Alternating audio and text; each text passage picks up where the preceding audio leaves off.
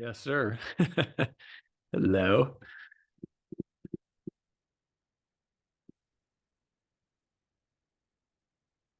How's everyone doing? PRRDLR. I am PLLDRR.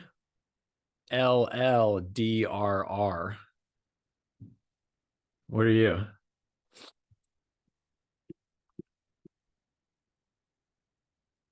Hey, Sarah.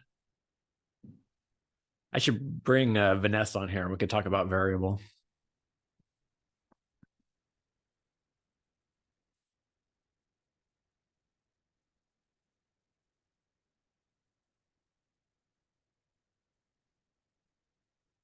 I've gotten into variable a bit. When I first got into human design, I went so deep into everything. Like I didn't stop at type like I harp on everybody now, but I just like, yeah, I went into all of it and it was awesome. But then I started to realize like I didn't have a necessarily like a really deep grasp on what I'm supposed to do with any of it. So I went back to type and strategy and authority. Ah, you're PLLDRR too. Yeah, it's an interesting one. I heard it's like, well, I didn't hear it. I kind of came up with this analogy that it's like you come to the earth thinking you're going to get a car and you get a spaceship. Because your mind, your personality can think strategically, but your body is very like futuristic and magical. And so like I can't really understand how my body does the things that it does. I can't really understand uh, when and how things come out of me. So yeah, it's an interesting one. Rod describes PLLDRR like you're in the Arctic standing on an iceberg, and the iceberg like splits in two. So you got 1 foot on each side. So yeah, we're kind of like the humans that are standing in the middle of the evolutionary process. We're moving from the strategic to the receptive. That's our journey. So we're kind of in the embodiment of both the old and the new, which is what I've felt like my whole life. I've always known, I'm like, man, I really feel like a split between like an artist and a mathematician. Or yeah, there's these two sides of me. And I always kind of definitely resonated more with like the strategic because that's my personality, and I didn't really understand where the other stuff came from. Ah, you have. Interesting. Yeah, I'd like to chat. Yeah, like I said earlier, variable is man, it's so deep. It's so deep. Ah, I should have all three of you on. Three reflectors, PLLDRR. I think people would join that live for sure. Very cool. Well, I had a lot of coffee this morning. I've been writing a lot. I have another Living Your Design course coming up in, I think, late March, TBD on the exact date. And I'm working with my buddy Wade now, putting some web stuff together. So I've been just like, ugh, staring at my computer, writing so much, and hopped up on coffee. So I'm like, all right, I need to talk to some people. Oh, and also, I just want to thank everybody out there who's listening, who is a subscriber. Thank you so much for subscribing. We need 5 more subscribers, and then I'm raffling off a free 90-minute session with me. So if you can, if you haven't done so yet, subscribe. And then the next live, I can pull a name out of the hat. And yeah, someone's going to get a free session. So excited to do that. All right, I'm doing a Q&A if anyone has any questions or wants to share. Anything going on in your life? What's happening with everyone?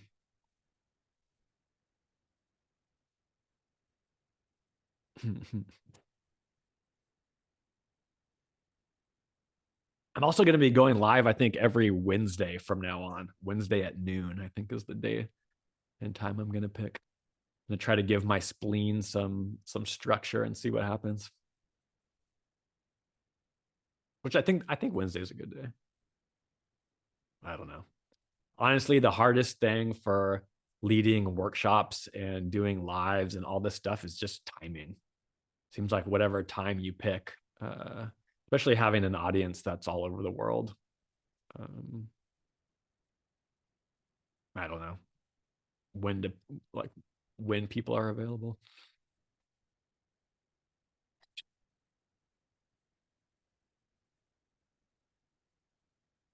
All right.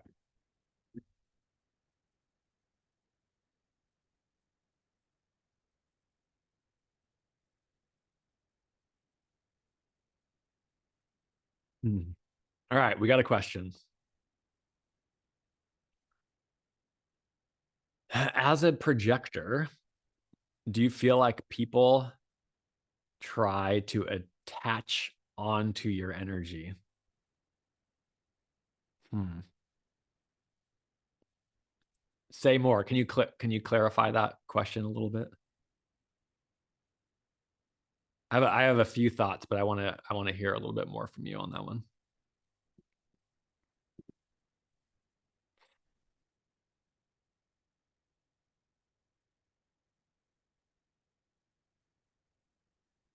All right. While we're waiting, let's see. The Mar.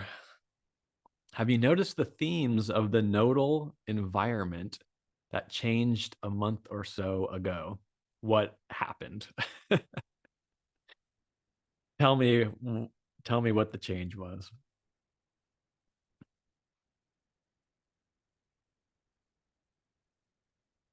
I go through phases looking at transits and what's happening with the planets. Most of the time it's really when I'm feeling something that's like out of sync or something that's in sync that is activated within me that I'm not used to. Then I'll kind of after the fact go look at the transits and see like, ooh, can I pick up on this? Sometimes you can, and it's kind of fun. um but I don't really deeply look at the transits as a way to kind of like predict what's happening or um like if you it's so tricky because once the mind grabs onto something, then it's going to start doing its thing, trying to rationalize, trying to see if it can make sense of what's going on. That's the really interesting thing about the mind, is it just wants to make sense of everything. So so many of our decisions and so much of our life doesn't make any fucking sense, and it drives the mind insane. So I think people get in a lot of trouble with that, especially looking at your design. I mean, looking at your design, one gate can express itself in 1,080 different ways, and then you throw in 26 activations, your channels, your open centers, your conditioning, and then we think our mind can even like pick up on why we made a decision, what conditioning is affecting me this way. Like it's really kind of a joke when you think about it, trying to figure out what the hell is happening at any given moment. It's all just kind of guesswork.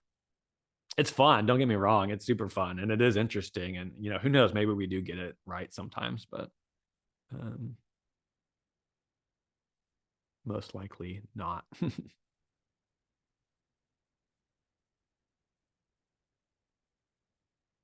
All right, two questions I haven't answered yet. Let's go to number three.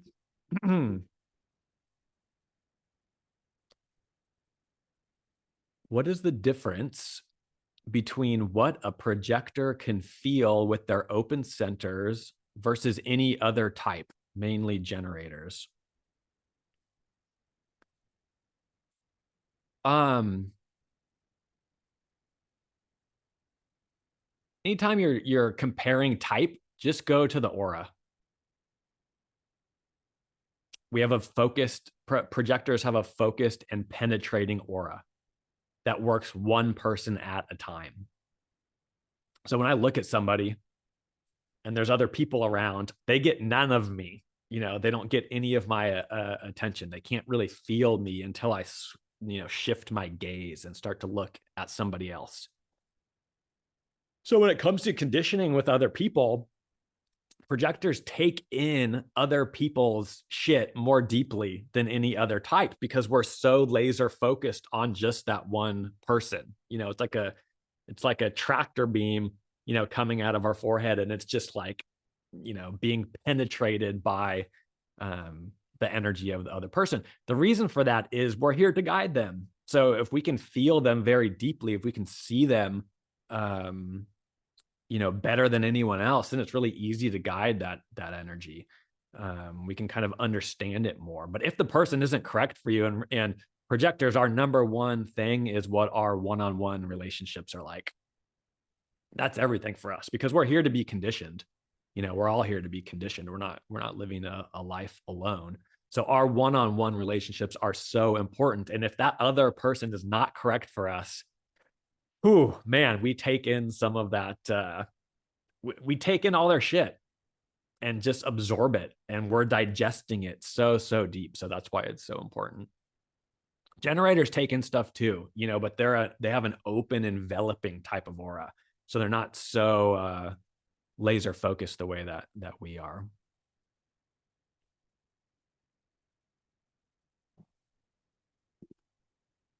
Let me know if that was your question.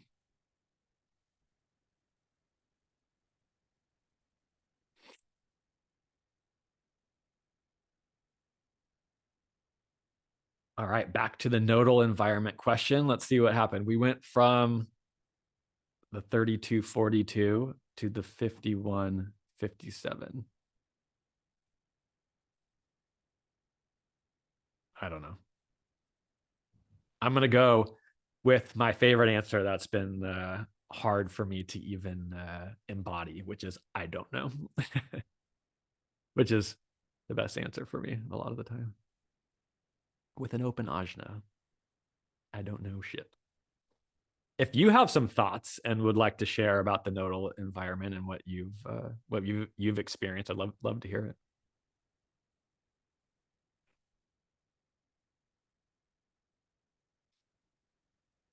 Yeah, I'm a 51 and a 57, so.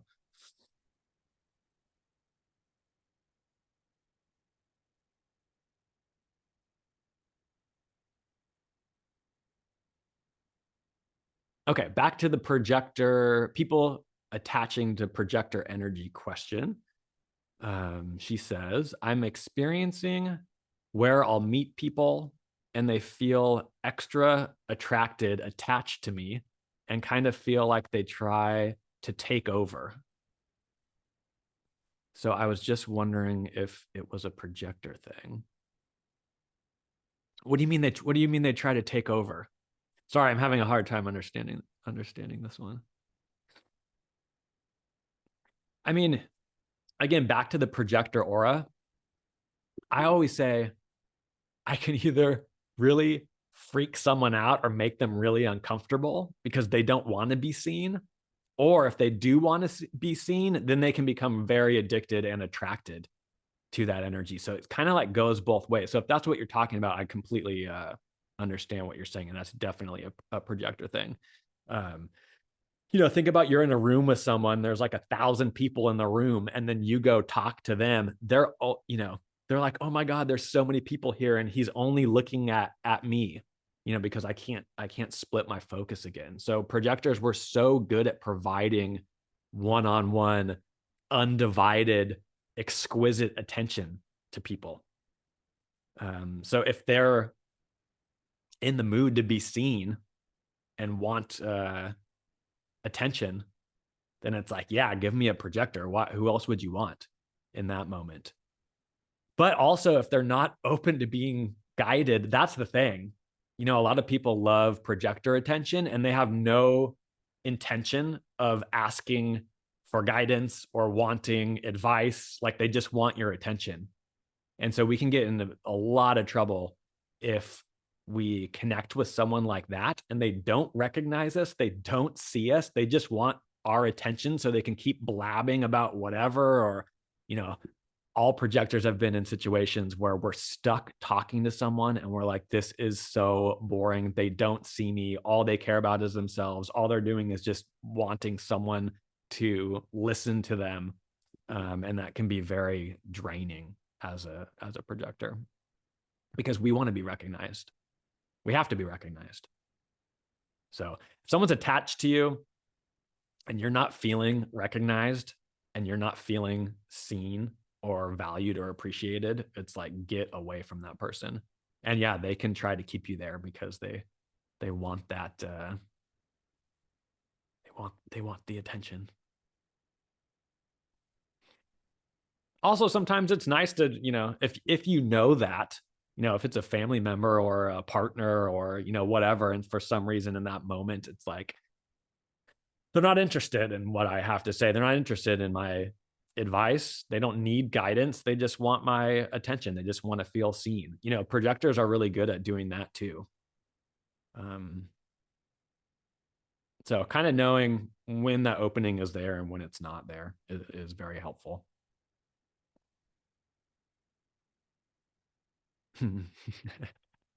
She says, I'm probably definitely in my head. Laugh out loud. Yeah. Well, it is life.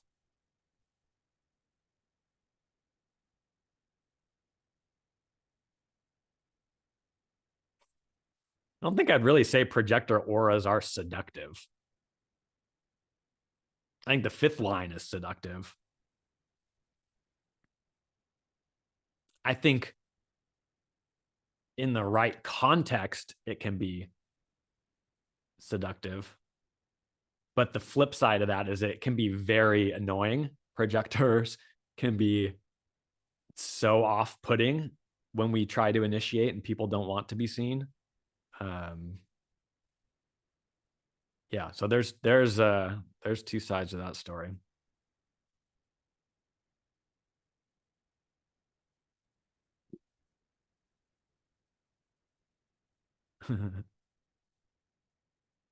She says it feels like I'm working on my boundaries still. Yeah. Oof. Boundaries. Boundaries are so hard. Right? So tough. Who has problems with boundaries? For when I found human design and I felt recognized for the very first time, it's like a drug for us. You know, that's what we're here for. So when we're recognized, man, that's seductive. Talk about seductive. Um, and then you just want more of it. And so I feel like projectors, well, I'll just talk about my own experience. I had a really hard time. I still have a hard time.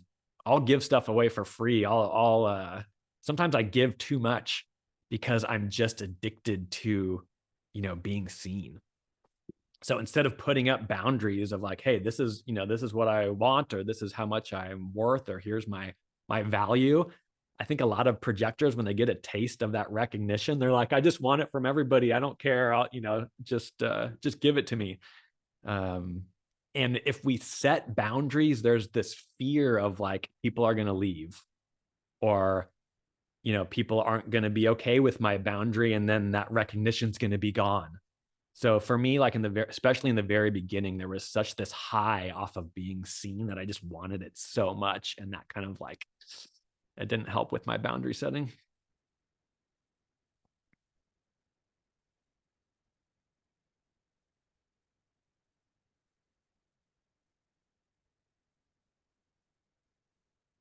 Panama. Oh, I got to go back down to Panama. One of my buddies is in Panama right now surfing. One of my favorite places. Hello, hello, everyone. All right, those were fun.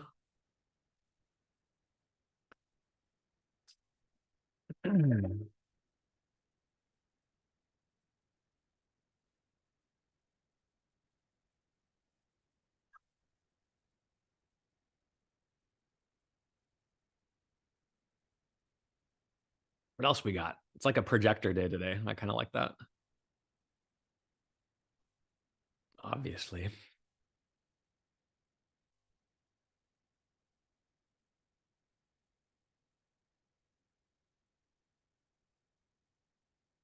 Who else has boundary problems? Sounds like a good podcast episode. I think most of us do. Yeah.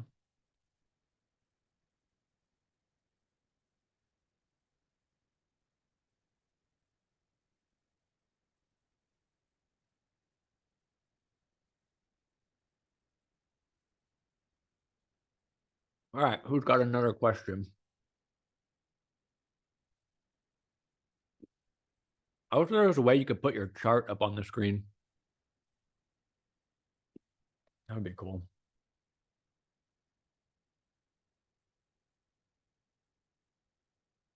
You can do a live chart analysis. That'd be a good idea. All right.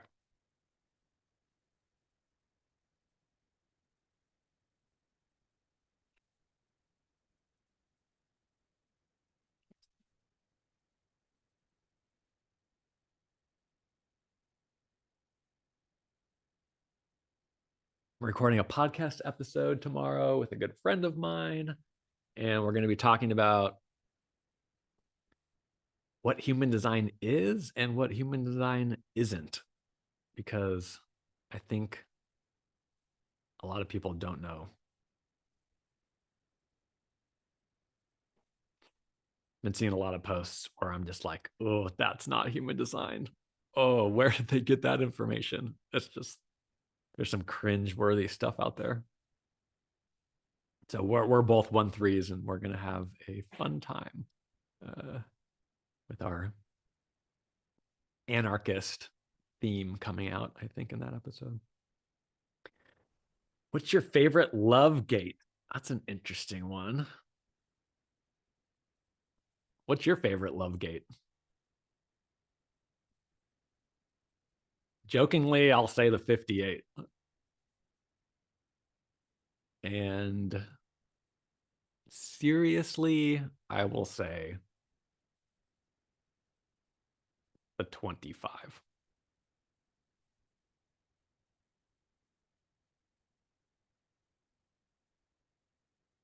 I love the anti-mundane love gates because the way Ra talks about them, it's just hilarious. And I'm a 51-25. And he always talks about like the anti-mundane love. It's not a personal love. It doesn't really feel like love to the, to your partner or to the person you're next to.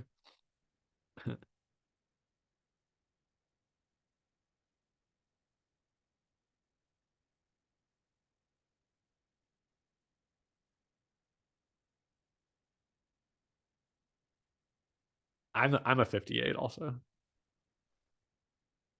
Yeah. 58's a fascinating gate. A love gate, pressure gate, part of this channel of judgment. Like it's got a lot of funny, not funny, but like interesting keynotes. And then it's the gate of the joyous, like this innate drive to like enjoy life. And then enjoyment comes out of like correcting things that are no longer working. I don't know. It's a fascinating one. And then it's this gate of love. But that always made sense to me because I think that people who really have this energy, like if they didn't love you, they wouldn't correct you. Like they wouldn't care. So we have to understand that like people who really have that energy and they're correcting you, it is an act of love, but it does not feel like love at all. It feels like judgment. And that's why so much of that channel, it's in collective circuitry. So it's meant to really be used for these overall collective patterns of society. It's never meant to be turned inward to correct yourself. It's never meant to correct your partner. It's not supposed to be super personal, more collective. But I'm a 58. I would get I'd get caught up in that too. Is that a pregnant man? Eric, I have a problem. I've been trying to buy Wizard, the card game, for a while. And every time we purchase it, it just sits there and it never gets shipped. So I don't know if we can even buy it in the US. So you guys might have to ship me, uh, you might have to ship me a present.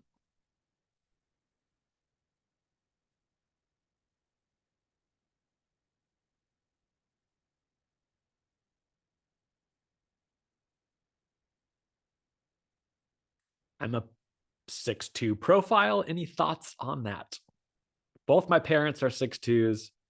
I traveled in Norway for a long time with a girl who's a 6'2". Um, yeah, I have a lot of thoughts on that. Let me see if I can hone them.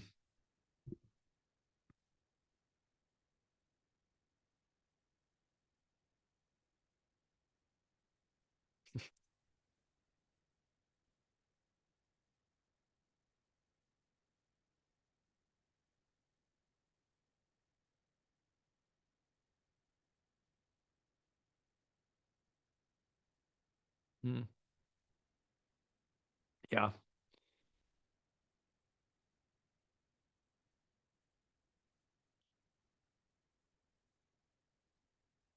Yeah. Okay. So yeah, 6'2". Six is a fascinating number because it goes through those three very distinct life stages. We all go through, you know, the same stages, but the six kind of evolves over that time. So the first 30 years of the six is really a third line. So trial and error, bumping into stuff, what doesn't work, figuring out things the hard way, very experiential line, those first 30 years. And paired with the two, your body is the hermit. Your body is very selective in who it bonds with. Your body likes to be left alone to do its own thing sometimes, a lot of times. So you can think about those two paired in the beginning. It's like a 3-2. So I think the body of the 6-2 in the first 30 years can really get exhausted because it doesn't get a lot of the hermit time that it needs because it's just learning and bumping into all this kind of stuff and having a crazy experience. So after those first 30 years, then we say the six climbs up onto the roof and they get to kind of take a break. And the second line body, the hermit body is like, oh, thank God, we can finally rest. We can finally, start to gain this objective view or of like what's happened. What did I learn in those first 30 years of life? So I think 6'2s can enjoy their time up on the roof. And then after age 50 or so, you climb off the roof and kind of re-engage with life. The six is the role model. So I always make fun of the I'm a 1-3. I'm not a six, so I never get to go up on the roof. So I want to make a meme that's like a third line trying to climb up on the roof, and the six is just like kicking us back off. Like, sorry, you don't get to come up here this time. Um, so there's so many funny contrasts to the 3 and the 6. The 6 is this, can be this optimist. You can kind of see um objectively, you know, it's all good. It's just life. And the 3 is the pessimist. We're just like stuck down in the mud, like nothing works. Let me crash into something again. So it is funny for the 3 and the 6 to be harmonics because they do have very they end up in different places, I think. Experiential wisdom for both. But the 6 has more of a journey to get to its role model quality.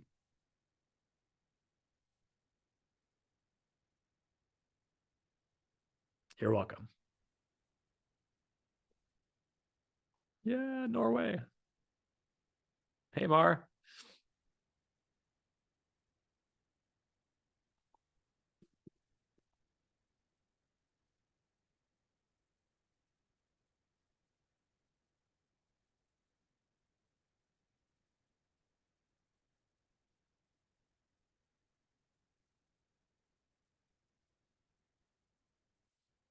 I have to do more writing, more computer stuff. I really don't want to. Really feel like life should come with an assistant, you know, especially if back to our variables, the PLLDRR. It's like I can think strategically. I know what I should be doing or what I could be doing, but my body doesn't want any. It wants nothing to do with it. It's like, we're here to chill. I have a very chill body. I like to relax in my environment. I like to lounge, and I like to be surprised what wisdom gets pulled out of me. But my personality is like, let's do this and this and this and this and this. That's why I need an assistant. That's one thing I'm still not really sure about being a projector. Like, how are we supposed to hire? I've tried to hire 3 people in the past like couple of years, and they've all been terrible. It has not worked out well. But it's been me initiating also. So I'm like, so much when I get stressed out and I'm like thinking I need to be doing more stuff. Then my awareness comes back in, and it's like, actually, you're in the place you're supposed to be. You know, you're just moving at your own pace. Everything is unfolding correctly, which I honestly believe. But we always want more. I'm fear motivation. Yeah, I'm a 63 1 first color, first line, first color, first tone. Which makes so much sense with the work that I'm doing, and going back to the beginning and focusing on the one thing that I think is the most transformational for people.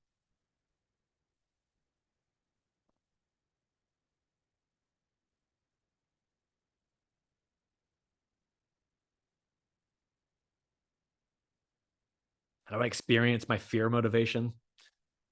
I don't think about it very often. I did have some really interesting insights come to me like a couple months ago. I'm trying to remember what it was. Sometimes I'll just have things come through me and I'll write it down. I'm like, wow, that's amazing. Like, this makes so much sense. And then a couple weeks later, I forget it. And I'm like, oh, what did I write?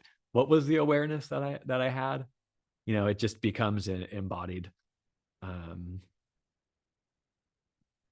But when you look at fear is the first color. So fear that I don't have something solid to stand on. And so I'm really motivated to like learn. I'm really motivated to establish a solid foundation of knowledge that I feel comfortable standing on. So when I'm in human design and I'm learning about different systems and things, like, it's so important for me that I have to have like all the basics have to be mastered. And that's where I see beauty. That's where I see transformation. It's like, no, we can't move on until we've got these very basic principles of human design understood and mastered. That's what we have to start with. So it's very much, I'm very much a basics guy. I'm very much why would you learn human design anywhere else other than Ra? Because he was the original transmission and we have access to it. So why the hell would you go anywhere else? Like, I'm a purist. I'm a what's the term? I don't know.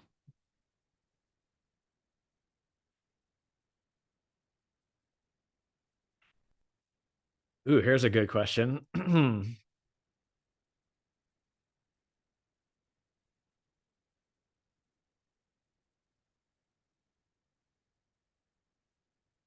A question going around manifestor circles. All right, everybody, we're getting led into a manifestor circle right now. This is cool. Is whether or not Mannies should get coached by non-Mannies. As a projector, what do you think you bring to the table for Manny clients? Oh no, I'm gonna get in trouble.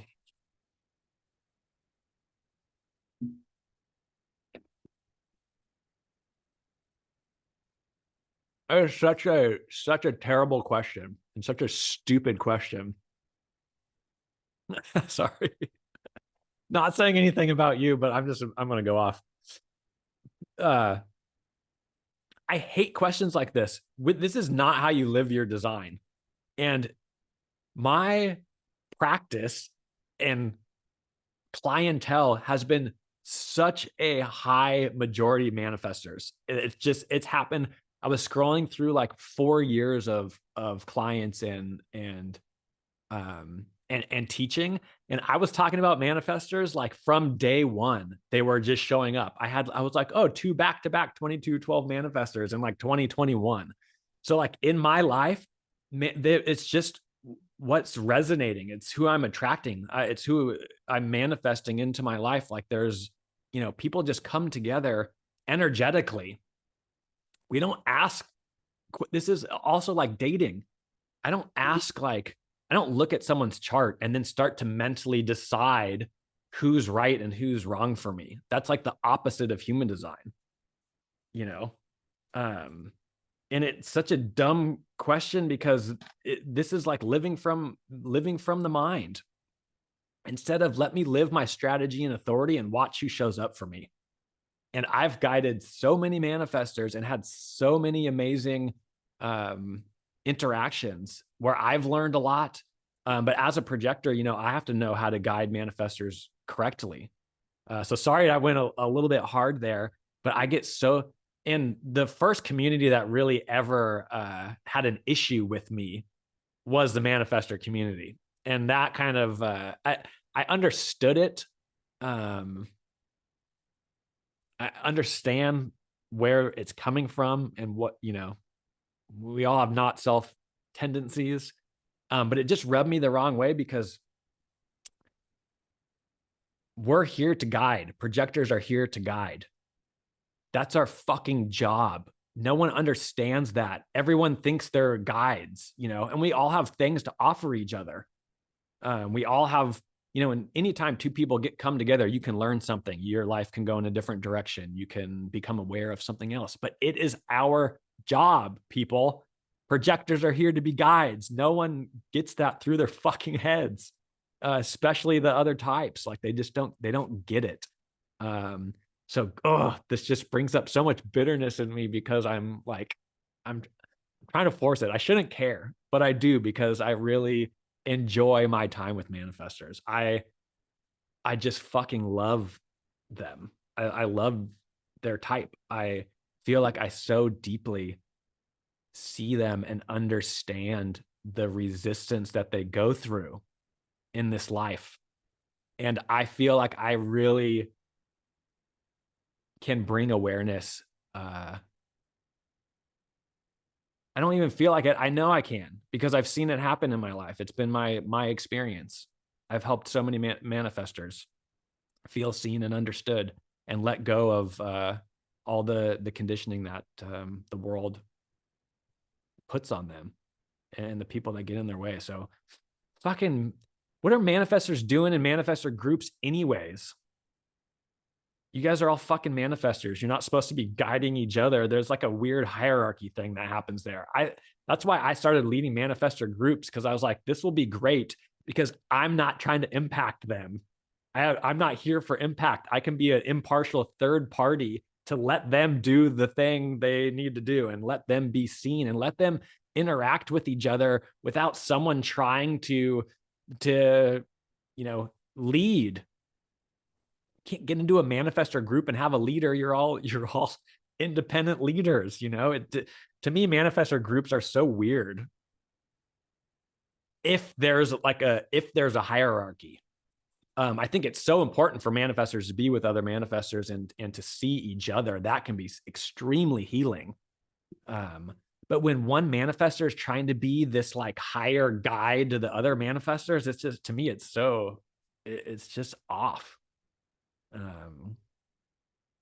So, and this happens with everybody. there's projector groups, there's generator groups. It's like anytime you get people, and I'm not a group person, obviously, but anytime you get people in this group scenario where there's competition all of a sudden and people are saying stuff and people start to argue, and it's just weird to me, because human design is nothing to be argued about. You try it out, you do it, and then you share about your personal experience.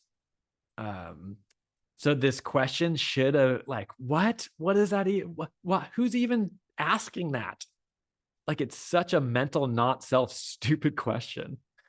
So fuck, I could just keep going, but sorry to go hard there, but that one just really, really gets me, because especially lately, I just see like, wow, this information, people think way too much.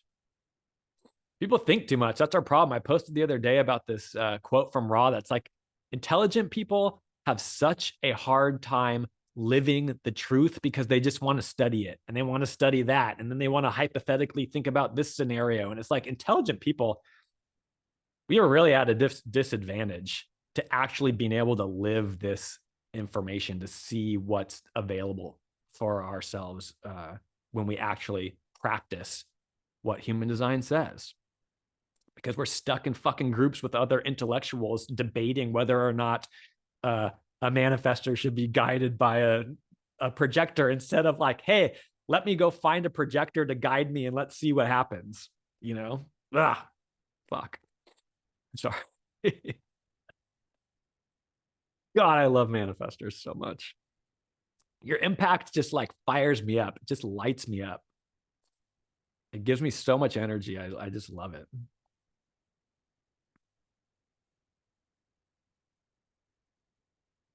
Thanks for coming in with that one. I really appreciate that one. All right. Did I turn everybody off with that? Okay, good. I'm glad I didn't offend you. I think it takes a lot to offend the manifestor too, which is, I can go hard and not feel overwhelming. But that's I would love to. I need to do an episode on that. And this is, being a 1-3, the reason I love this shit is because when I see something that doesn't work, it's so easy for me to say, hey, this doesn't work, you guys. I don't really know the solution necessarily, but as a 1-3, I'm just like, bing, bing, bing, bing, doesn't work, bullshit, burn it down.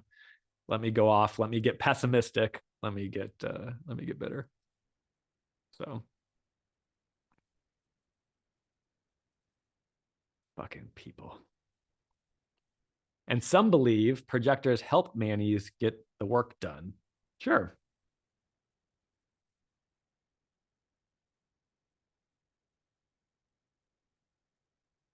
We're here to be guides. I want to like get that tattooed on my forehead, It's and it's also hard because, I wrote a post about this also that says projectors are born into a world where everybody is conditioned to do everything on their own.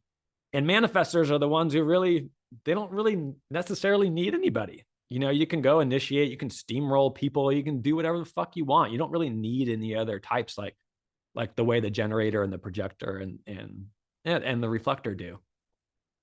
So, I mean, that makes sense to me too. But it's like, fuck, sometimes being a projector in this world, you're just like, Jesus, like no one asks for any help. Like asking for help is such a weakness. It's such a, people feel bad about themselves if they need help. We all need help. It's what we're here. We're here to help each other. It's like, oh, don't seem weak. And projectors need the most help because we don't have any, we're not an energy type.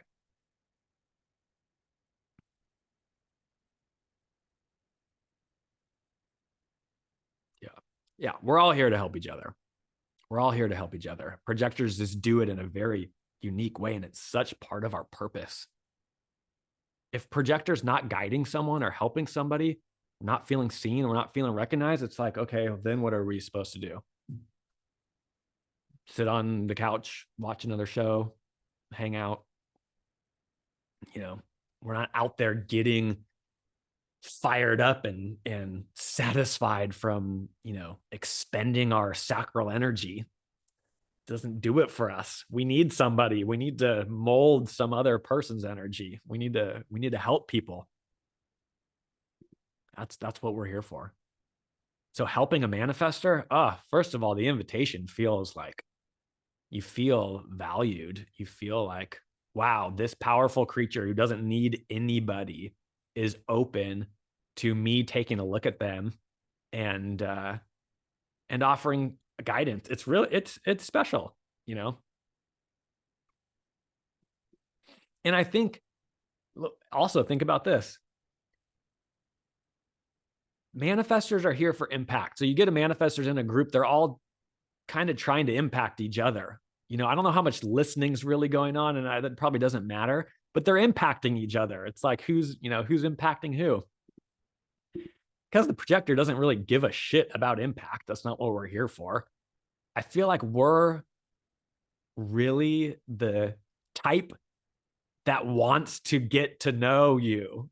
You know, like we want to get in that closed and repelling aura. Like we're so interested in people that we truly, truly, truly want to get to know the manifestor. And I think sometimes other types, generators, whatever, you know, generators are interested in themselves. Their questions, who am I? Why would they really care to get to know the the manifestor?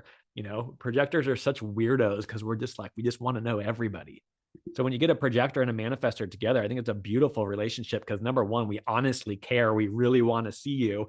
And our penetrating aura is going to be probably the only one that gets close to getting in there and really seeing who you are. Because that's our genius. You know, we're going to just like, we're going to like drill a hole through that closed aura and somehow like sneak in there.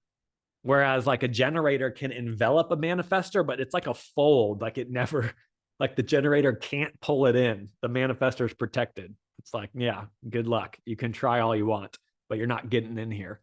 And I think projectors can be, we can come up with ways. We can come up with sneaky ways to get into that manifestor aura, or at least try. So that's fun.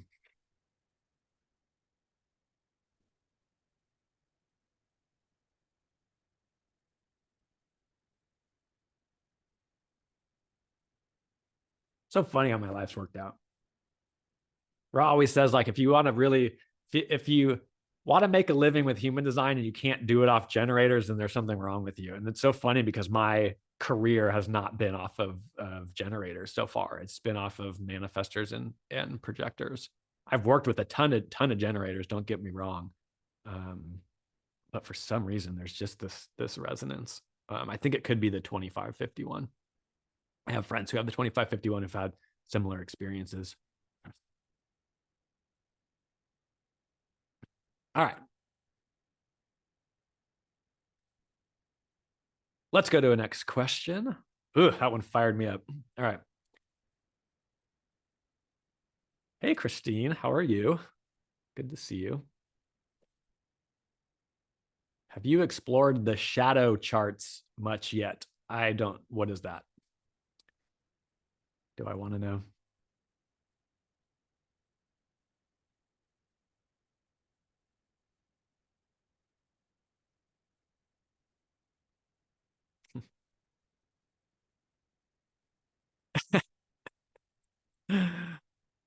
She says, see, a 1-3 Manny just punted you an episode. You totally did.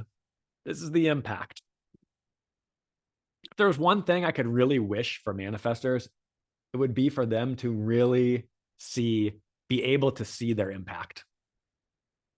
Because you just don't. You can't get outside of that aura and feel how impactful you really are. You can start to understand it, but every manifestor I've ever worked with, there's something I see in their eyes, and it's it's like a confusion when I'm telling them how impactful they are. It's like they can't feel it. Which makes sense with the aura that they have. So if I could wish one thing, it would be for you to step out of your aura for just a minute to see how impactful you are. I don't know what that would do, but it's incredible.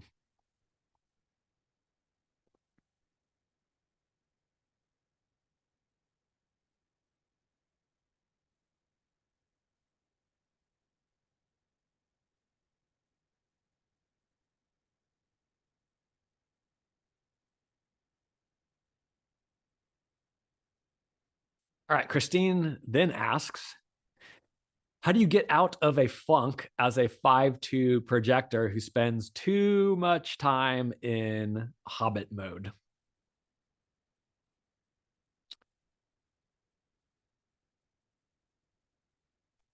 That's a tough one.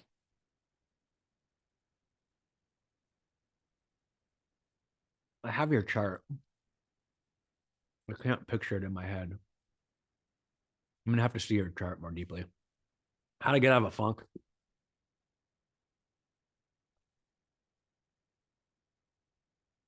I don't know. I don't know. What are you in one right now? Tell me if you tell me what's going on, we can see what we can do. But as a generalization, how to get out of a funk, man, if I knew that, I'd be rich. I have a hard time getting out of funk still.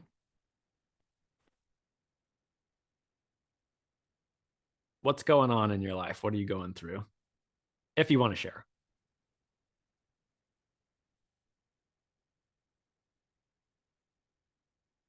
All right, Matt says my best romantic relationship so far was with a manifestor.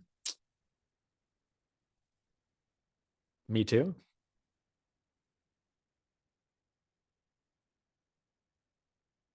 My partner is a 6-2 mental projector. Listening to you helped me understand more and more. Oh, thank you for that. Isn't this great? Like for me, human design, it's like, okay, understand yourself. When you do, you realize you better accept everybody else that's around you for who they are, good or bad. And then it's just like, wow, life gets so much easier. I used to hate people. I used to think everybody was stupid. I used to think like, why are people so dumb? And now I'm just, I can't do that anymore. It's just like, fuck, life is hard for everybody.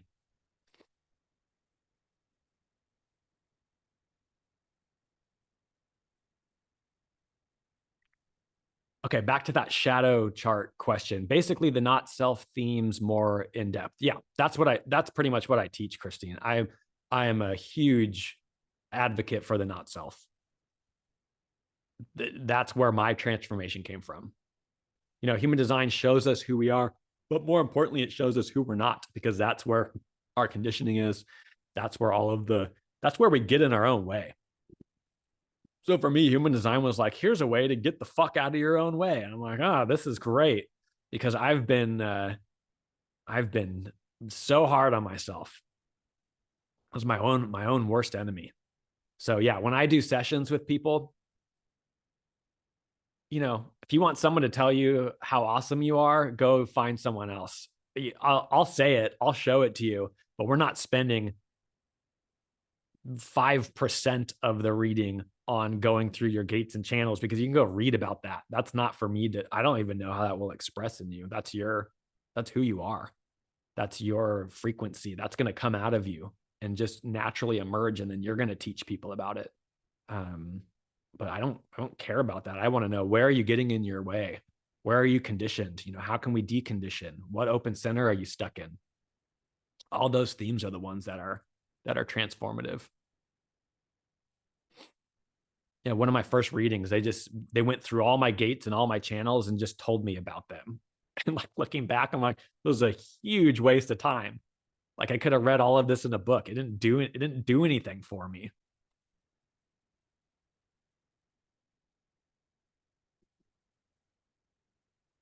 All right. Another question. Matt asks, do you think non-sacrals belong with other non-sacrals in relationship? No, I think you missed the first part of this live, but it's like, this is a mental concept. Ra talks about really moving in relationship, moving from like, what's attracting us is difference. This is like a polarity in sexuality, and what turns us on is someone who's like different than us because it's exciting and we're attracted to it via our not self and the genetic imperative. So he claims like we're moving towards sameness, like sameness and comfort and communication will be easier. And so there's things you can think about in terms of relationship and where we're moving as a species, and we're moving towards this solar plexus awareness. But if you follow your strategy and authority, the people who are correct for you are going to show up in your life. And you don't get to decide mentally if they're going to be a sacral or the generator or a man. You don't get to decide that. You just live your strategy and authority, aligned to your aura, and you just watch what shows up. And a great quote from, I don't know if it was from Ra or from my teacher Alak, it's like, love is, when you wake up every morning and the same person is still there. That's love. That's love because you woke up again and they're still there. I kind of like that. But all these questions are so hypothetical and so mental. And for me, the beauty of human design is living your strategy and authority and just watching what relationships show up in my life. And then after the fact, looking at the charts and seeing what's going on.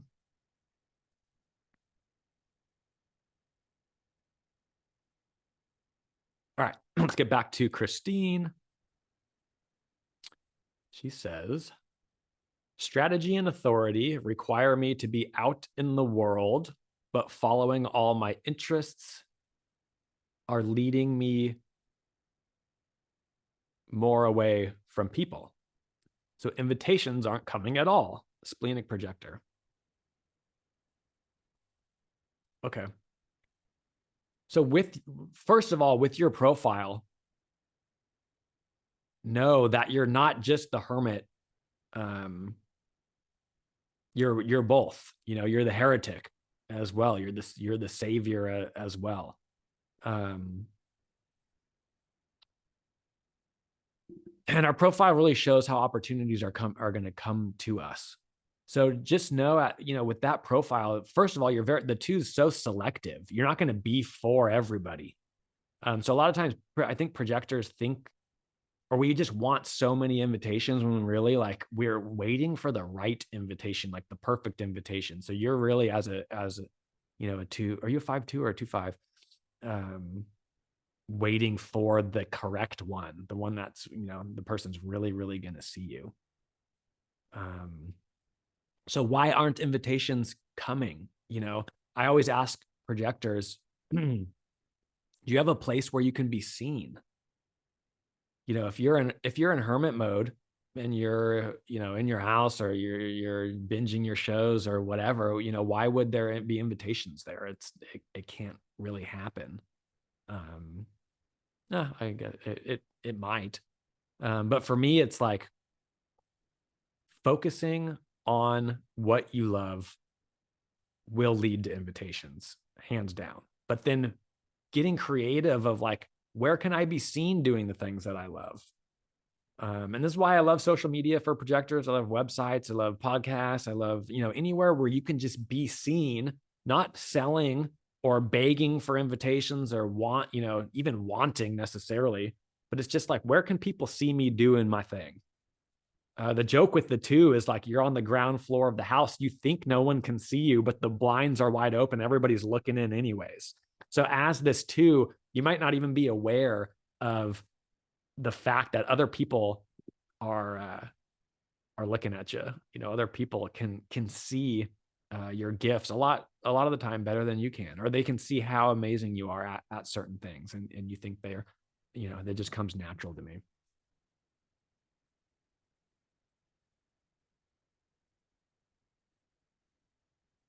And then sometimes following your interests. I'm a 1-3. I deep dive into things. So when I first started doing human design, like I took it was very lonely in the beginning, but I was mastering something. So I think sometimes as projectors, when we are mastering something, when we are exploring our gifts, we have to cultivate the mastery. We have to cultivate the awareness so that other people can actually recognize us. So if we haven't cultivated that fully yet, then yeah, the amount of invitations you're going to get it's probably a lot smaller. The more of an expert I become in human design, the more I'm putting myself out there and able to be seen, the more invitations are coming my way. But it didn't start that way. It was very lonely and slow in the beginning. So know that it does take time for us too. It takes a lot of time for projectors. But don't give up. That strategy and authority will keep guiding you down that path of discovering the awareness that you're here to bring to other people. Let me know if that helped at all. And if you have another question, I'm more than happy to continue. Thanks for sharing too. Yeah, you got to go in public sometimes. I think projectors, we can get a little caught up in, the wait for the invitation strategy. Yeah, that's true. But ask yourself, why would anyone invite me? That's a good question. What do I have to offer? What do I see? And how can people see that I see this? Like that's where our invitation comes from. People have to recognize us. We recognize others, but people have to first recognize us. So we got to do everything in our power to get to a place where people can easily recognize us. And the easier they can see us, the more invitations we're going to get. And that's the fun part of being a projector, is cultivating that awareness. When you stop harping on yourself, and you stop, for me, my mind would just go nuts. You're never going to make it. You got to be more consistent. You got to have better work ethic. Like all these thoughts were just like killing my magnetism, killing, who would want to invite somebody who's beating themselves up mentally and not feeling good about themselves. So the step one as a projector, you got to fall in love with yourself. You got to fall in love with being a non-energy type. Then once you love yourself for being a fucking weirdo and you start really leaning into and studying the things that you love, then you really stand out and people can really see you. Then the invitations start to come. So if you're a projector, ask yourself, why would someone invite me? Can they see that I'm different? Am I standing out, or am I still, do I still have one foot in the normal world, wearing a mask, trying to blend in? To be a real projector, you got to stand out like a sore thumb. That's scary in this world. You got to really have the courage to be like, I don't do it the energy type way. I do it my way. And that's so attractive to people because they're like, fuck yeah, I want to do it my way. Can you help me with that? So it takes some real courage to be a projector in this world because it's not set up for us. So we just have to have the balls to stand up and do it our own way. And it looks different. But again, that's what attracts people to us. We don't blend in. This world doesn't work for us. It doesn't work for most people.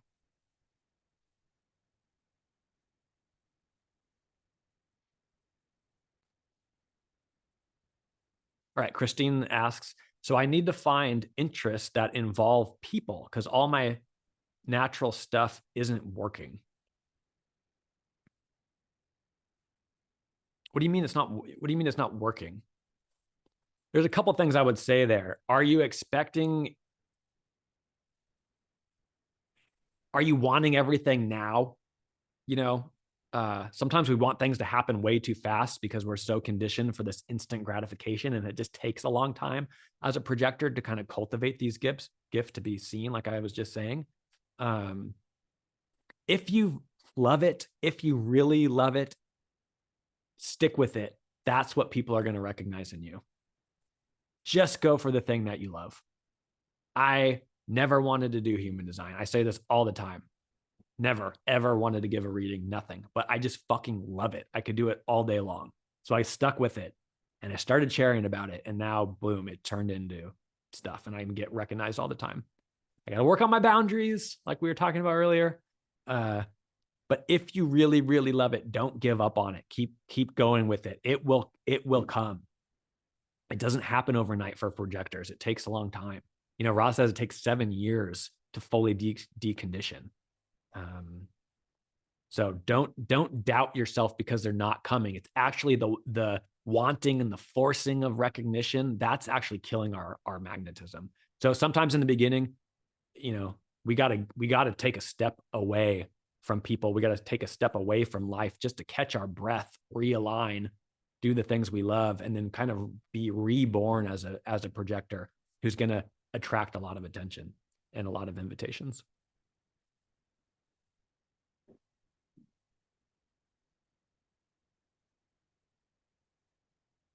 All right, next question. How do you manage the thing of sleeping alone? I'm single. That's how. It's a hard one. So when Ra was giving readings, he said one thing to every single reading that he ever did. He said one thing the same, and that was, you got to sleep alone. You got to sleep in your own bed. There's deep conditioning around that. My ex did not like the fact that I needed to sleep alone.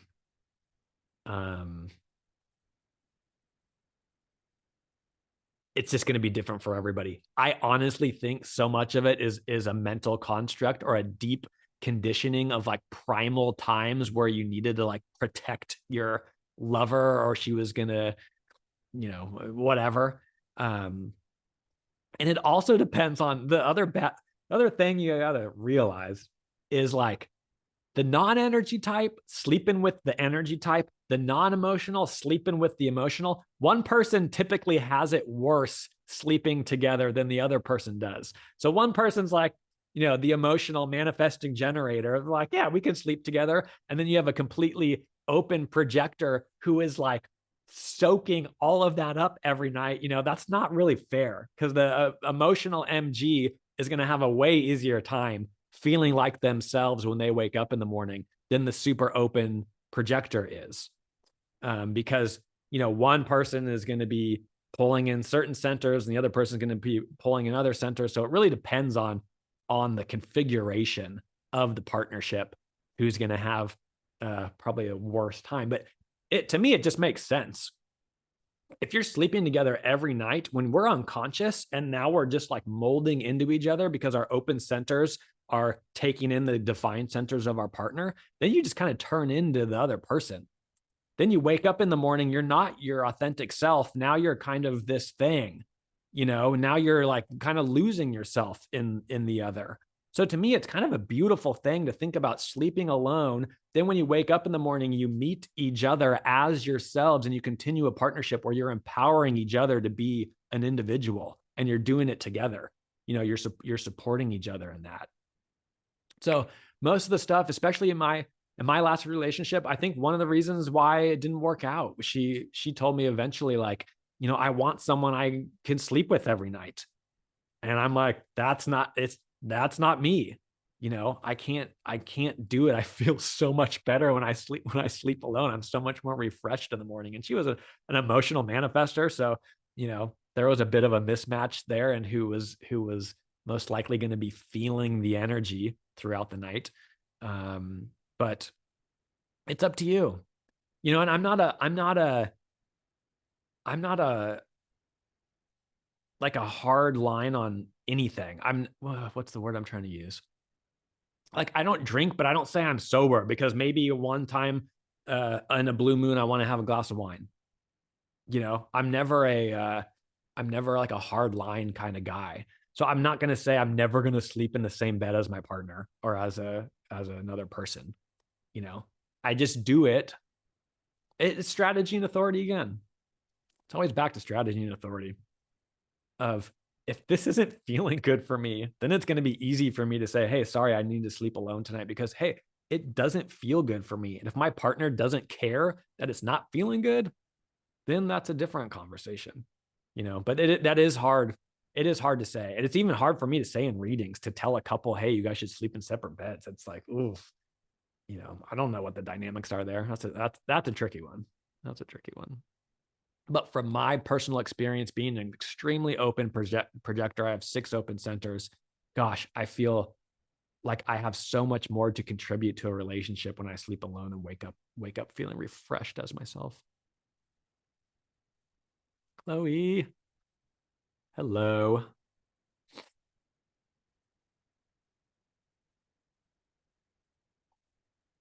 All right. I love my lives. I always start off really slow and kind of boring, and then it gets good. Someone asks a good question. All right, Christine says, oh, in the outdoor guiding space, product development, I'm getting invitations to do podcasts, books for helping guide people, but it's massive imposter syndrome there. Yeah, see, this is so is it not working, or do you just now have imposter syndrome? We all have imposter syndrome.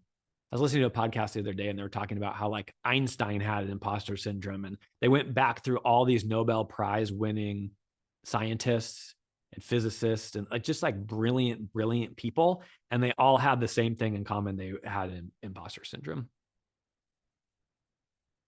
It's so normal. Sometimes I think I shouldn't be teaching human design because there's people out there who are better than me, or who know more than me, or have been in their experiment for 20 years, and I'm this newbie who's been doing it for a little over 4 years. Who am I to be teaching human design? That's my mind. But then I come on and I'm like, fuck, this lights me up. I'm having fun. This is so exciting, and you just do it. So the beauty with strategy and authority is your mind is going to tell you you're an imposter, but you don't use your mind to make decisions anymore. You use your body and you follow what's lighting you up. And then you just fucking got to go for it. Get on stage, watch what happens, see what comes out of you. It's scary. Living your design is fucking terrifying because our mind gives us all kinds of excuses to play small and not do the things that we love to do. And the body says, get your ass up on that stage and start talking and watch what happens. And your mind's like, you're going to fuck up. You're not going to know what to say. It's going to go terribly wrong. Our minds are just, that's why they call it mind fucked. Our minds really fuck us.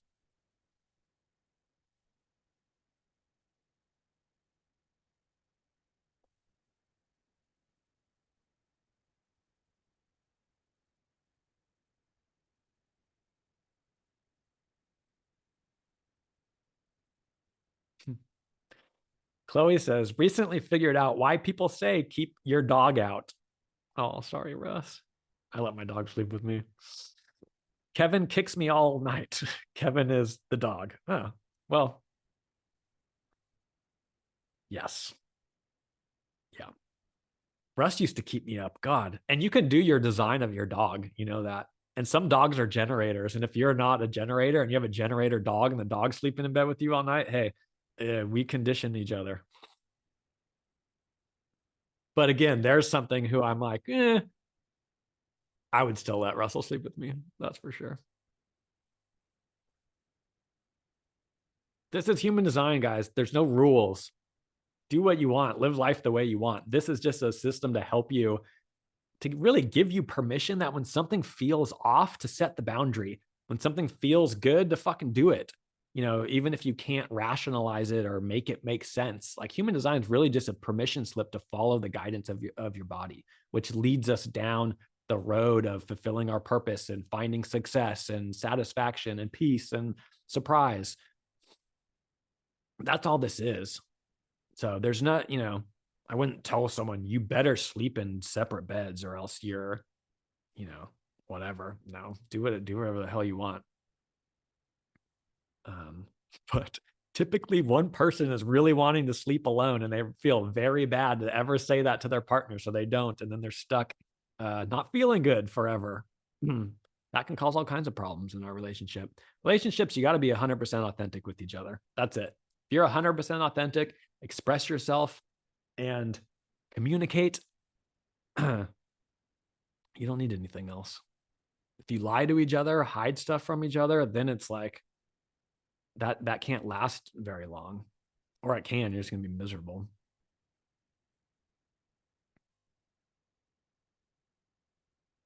Oh, my light died. Do I not look as pretty? Oh no. That might be a sign.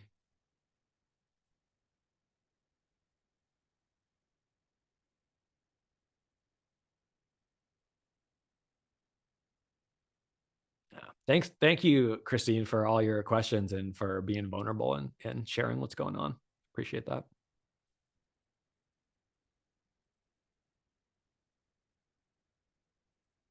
All right, let's do one more and then I'm done. I think I'm just gonna chop the first half of this because I was like bored with myself. And if you haven't subscribed and you enjoy my content, you can go subscribe. It's $5 a month, not very much. And you'll get access to a free course that I did that's 90 minutes. And we need 5 more people, 5 more subscribers. And I'm pulling a name out of a hat for a free session with me, a 90-minute session. So if you want to support me, go ahead and subscribe. And then I think on a live, I'm gonna pull the name out of a hat on a live, and we'll do the raffle. We'll do the raffle just like that. And for everyone who already subscribes, thank you so much. Special shout out to you. Appreciate it. It's gonna get fun in there. We're gonna start a social channel, and it's gonna get wild. All right, let's see what this last question is.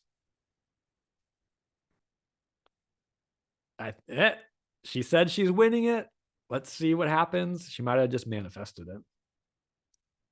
I'd be 100% okay with that. All right. I have a defined G center, and it's my authority, self-projected projector. And I have a hard time expressing, but sometimes I sound so bossy and it's difficult to find balance. Aw. Thank you for sharing. I love this. I think, gosh, self-projected projectors,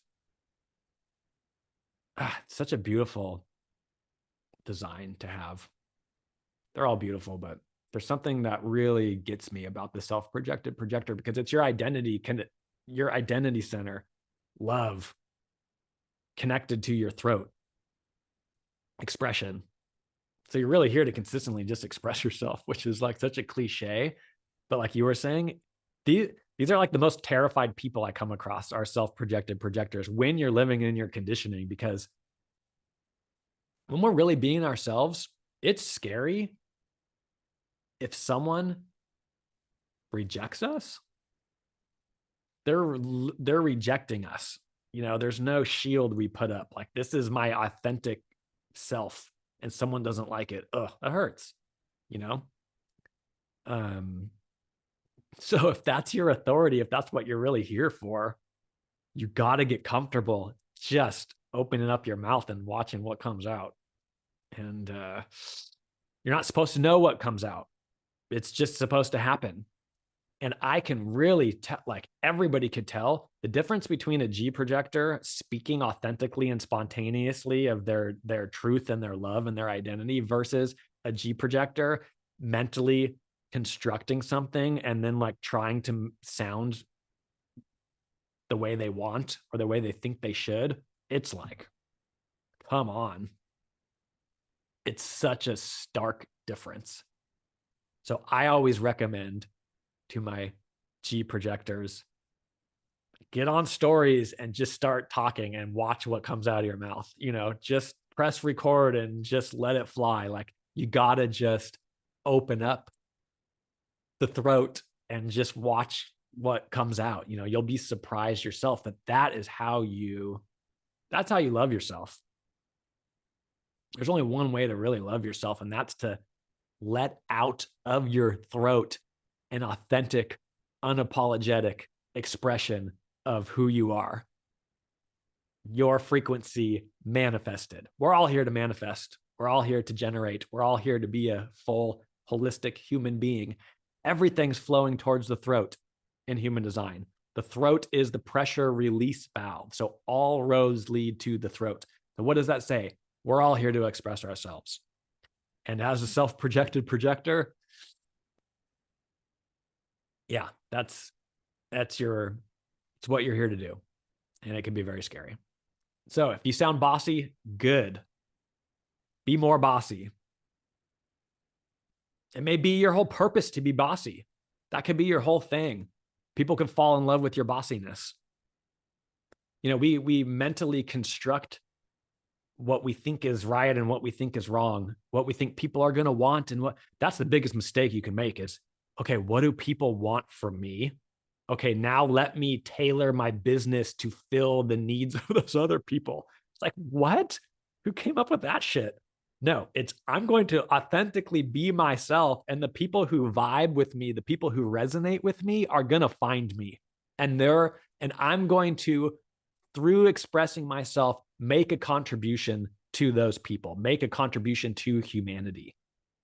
You don't go think about what people need and then try to fit yourself into that box. But it's thank you for that question, because it's such a beautiful example. I might be too bossy. So let me tone myself down. Let me dim my expression for other people. Then you're not manifesting anything, because now you're not bossy, and the people who want you not to be bossy, that's not even you. So you're not getting anything from them anyways, you know? So it's like, lead with your authentic self. That's the only way we manifest. And people talk a lot about manifestation and human design.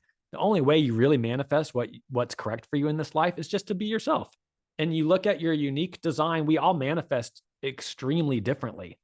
But, you know, following your strategy and authority and aligning to your aura, that's how you manifest. We don't do it mentally. We do it through aligning to our aura, aligning to our authentic self.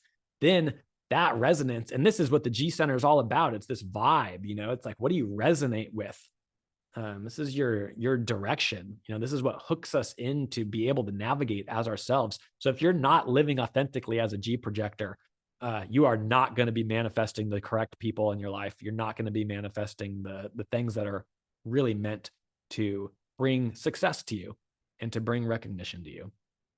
So some people, I say, have a scarier chart than other people, because it really requires you to spontaneously just be you, which, you know, most of us don't like who we are. Most of us want to change ourselves. So that can be super scary. But I guarantee you, once you start fucking doing it and letting it fly and leading with your bossiness, you're going to be like, oh my God, this is the best thing ever. People are loving my bossiness, you know, and our mind doesn't say that's possible. So, all right. Thank you, everyone, for your amazing, amazing questions. I was so bored typing on my computer. I just wanted to come get some energy and have a chat. And you always do that for me. So I really appreciate it. Go subscribe and join our smaller community, where we're going to get wild, and support me in continuing to do these types of things and getting better. And like I said, 5 more people could get a free session. And love yourself. Be yourself. Fuck what everybody else thinks. Doesn't matter. It really doesn't. The only way you see what's there for you is by being you. And then you just watch what happens. Then you watch the invitations come in. And you're like, wow, never thought of that one. Never thought I'd be fucking speaking about human design on an Instagram live. You know, like, what? Doesn't make any sense. But that's the beauty of it. The surprise and it's a fucking comedy and a tragedy and a romance and a drama. It's all, you know, we get to live all the different types of movies. So I'll shut up now. But thanks again. Have a wonderful, wonderful day. That's all I got. Oh wait, there's questions.